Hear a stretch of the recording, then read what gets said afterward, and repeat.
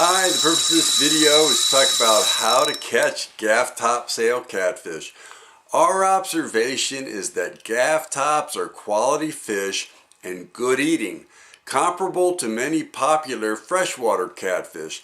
Their bad reputation comes mostly from the slime, snot sharks anyone, and from people's experience with hardhead catfish, which aren't as big and which don't taste nearly as good. So come alive, wake up sleeper, he is risen, we are risen with him. Our approach to the slime is to throw them in the cooler with plenty of cube ice. Sloshing around in the ice-water mix removes most of the slime, and spraying with water at the cleaning station removes most of the rest. Then they can be filleted quickly to get to the high quality meat. A milder flavor is easily obtained by trimming out most of the bloodline. The keys to catching Gafftops rather than hardheads is to think like a predator rather than a scavenger. Hardheads are abundant near fish cleaning stations, but Gafftops are abundant near plentiful supplies of bait. That big mouth is designed for live shrimp, fresh crab, and bait fish of whatever size will fit into it. Gafftops are plentiful in the 3 to 5 pound size range.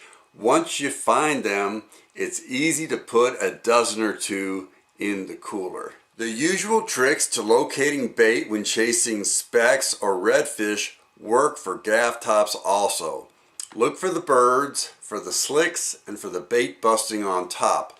If none of that is available, check oyster reefs, jetties, and drains on your sonar. Gafftops often look for places to ambush prey being swept by on an outgoing tide. Think about the deep holes at the edges of jetties and other breaks. Also think about features that can provide ambush points for the Gafftops along beaches. Bait need not be alive, but it should be fresh. If smaller fish are stealing your shrimp before a 3 to 7 pound Gafftop can get there, upsize your bait to cracked crab, cut mullet, finger mullet, or small live croaker. If bait is not alive, it should have more smell to it than cut croaker or cut pinfish. Crawfish can be effective in not being picked to bits by little fish until a bigger fish arrives.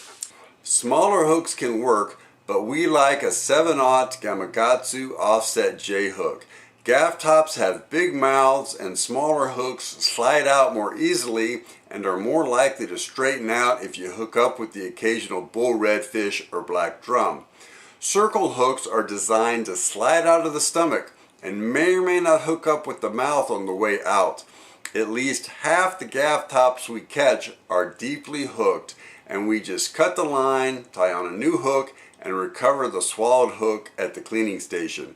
When the action is hot and heavy, no need to waste time recovering hooks from deeply hooked fish.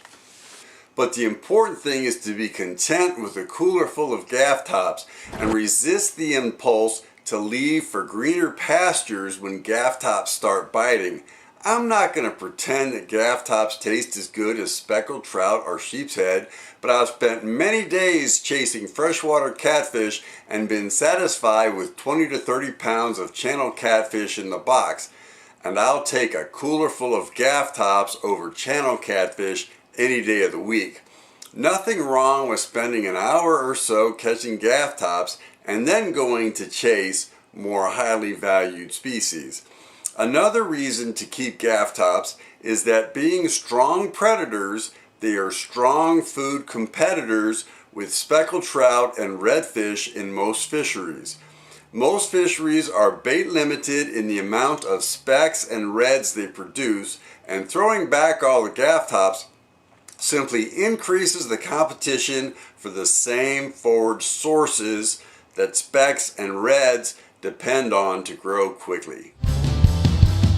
If you see what I see, that the grave is empty, then you know what I know. Anything is possible if you see what I see, that the grave is empty, then you